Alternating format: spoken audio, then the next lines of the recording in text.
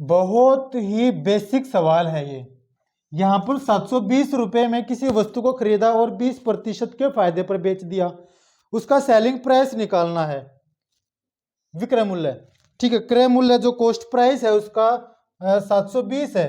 ठीक है, 720 पर 20% का फायदा हो रहा है, तो हम पहले यहाँ पर 20% का फायदा निकाल लेंगे। ठीक है, कि 720 पर कितने रुपए का फायदा हो रहा है, सोल्व कर लेंगे। जीरो से ये दोनों जीरो काट देंगे, हमें मिल जाता है 144।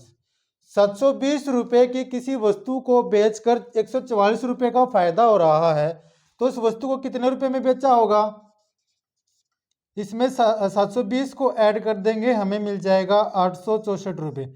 ये आ गया सेलिंग प्राइस उस वस्तु का। ठीक है, या फिर हम डायरेक्ट क्या करेंगे, सीधा ही सेलिंग प्राइस निकाल लेंगे। ठीक है, हमारे पास जो है कॉस्ट प्राइस है 720। ठीक है, डायरेक्ट यहां हमने क्या किया था, पहले 20% निकाला कि कितने रुपए का फायदा हो रहा है। 144 का फायदा हो रहा है, तो 144 को इसमें ऐड कर दिया, हमें मिल गया ये सेलिंग प्राइस। इसका मतलब उस वस्तु को इतने रुपए में बेचा है। यहां हम डायरेक्ट सेलिंग प्राइस निकाल लेंगे। वो कैसे निकालते हैं, जब फायदा हो रहा हो तो 100 में ऐड करते हैं, नुकसान हो रहा हो तो 100 में से माइनस करके लिख देते हैं। फायदा हो रहा है 20 का, तो 100 में ऐड करके लिख दिया, 120 आ गया, और बटे में 100। ठीक है, अब सोल्व कर लेंगे। 12 दूनी 24 हासिल 2, 12 सत्ते 84 और 2 86। ये डायरेक्ट जो है हमारे पास एसपी आ गया, सेलिंग प्राइस। ठीक है, या फिर हम इसको ऐसे भी कर सकते हैं, सीपी और एसपी। हमारे पास दो चीजें हैं। ठीक है, 20% के फायदे का मतलब होता है 5 और 6 का रेशियो। अगर कॉस्ट प्राइस 5 है तो सेलिंग प्राइस 6 होगा। ठीक है, ये कैसे आया, मान लेते हैं कॉस्ट प्राइस 100 है और 20% का फायदा हो रहा है, तो उस वस्तु को 120 में बेचा। ठीक है, इनको जब हम सोल्व करेंगे, काटेंगे, छोटे रेशियो में लेंगे, तो हमें 5 और 6 मिल जाएगा। इसको भी 20 से काट देंगे, इसको भी 20 से काट देंगे, ये हमें मिल जाता है। ठीक है, तो हम डायरेक्ट लिख लेंगे यहाँ 5 और 6। अब सवाल के हिसाब से 5 720 के बराबर है। ठीक है, सवाल के हिसाब से 5 720 के बराबर है, तो 6 किसके बराबर होगा, इनका रिलेशन देख लेंगे। यहाँ डायरेक्ट रिलेशन मिल रहा है। अगर मैं 5 को 144 से गुणा कर दूं तो मुझे ये मिल जाता है। ठीक है, ऐसे ही अगर मैं 6 को 144 से गुणा करता हूं तो मुझे क्या मिल जाएगा, 6 6 चौक 24, 4 हासिल 2। ठीक है, 6 चौक 24 और 2 26 हासिल 2, 6 एकम 6 और 2 8, ये आ गया। अगर डायरेक्ट कनेक्शन ये हमें नहीं मिल रहा हो तो हम क्या करेंगे, 72 तो हमारे पास है ही, हमें ये निकालना है। ये 720 तो हमारे पास है, ये निकालना है। ठीक है, और ये हमारे पास रेशियो है, 5 के बराबर ये है, 6 के बराबर क्या होगा, हमें ये निकालना है। तो हम क्या करेंगे, 6 के बराबर निकालना है, तो 6 से इसको गुणा कर देंगे और इस 5 से इसको भाग कर देंगे। ठीक है, वही मिल जाएगा हमें 144 गुणा 6, ये आ जाएगा 864। ठीक है, ये हमारा आंसर हो जाता है। इस सवाल को हम ऐसे 2-3 तरीके से कर सकते हैं। नेक्स्ट,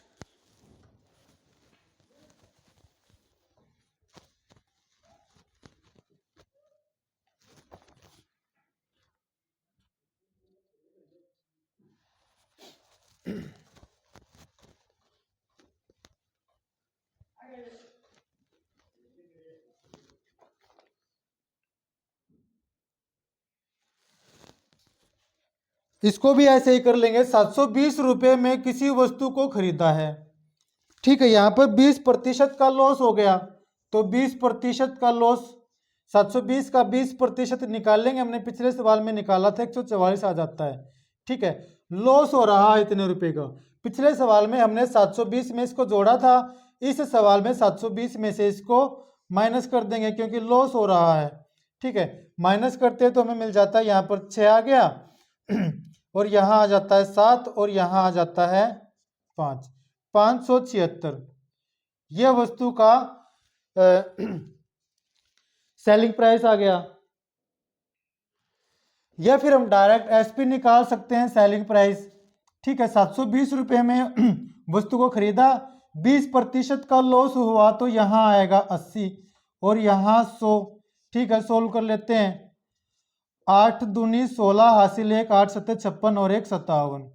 ठीक है, ये आ गया सेलिंग प्राइस, ये आ गया सेलिंग प्राइस। या फिर वैसे जो मैंने यहाँ पहला सवाल कराया था सीपी और एसपी करके। ठीक है, 20% का लॉस हो रहा है तो इसका मतलब किसी वस्तु को 100 रुपये में खरीद कर 80 रुपये में बेचा, जिनका रेशियो आ जाता है ये। ठीक है, अब 5 का मतलब 720 है, वही बात आ गई, 144 से गुना करेंगे तो ये मिल जाता है। ठीक है, इसको 144 से गुना करेंगे तो हमें क्या मिलता है,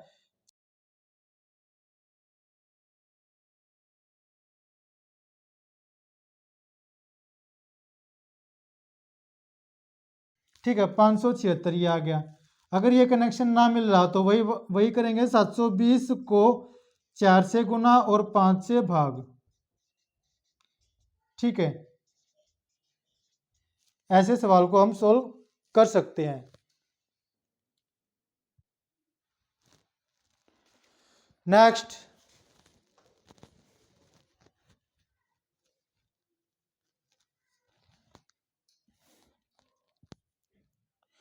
एक नारियल को 240 रुपये में बेचा, यहां पर हमें एसपी दे दिया, सेलिंग प्राइस दे दिया।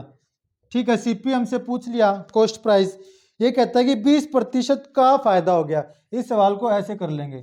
ठीक है, 20% का फायदा हो गया।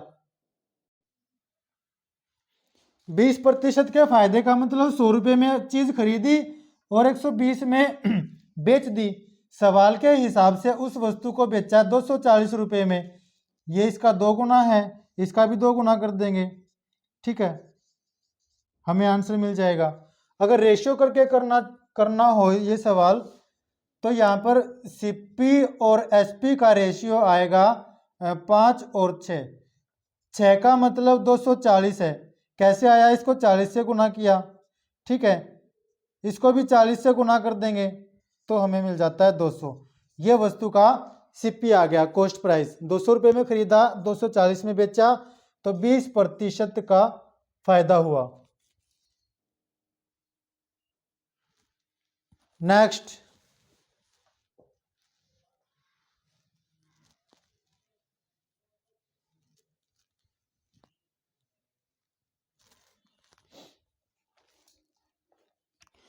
यहां पर एक नारियल को 320 रुपये में बेचा और 20% का लॉस हो गया।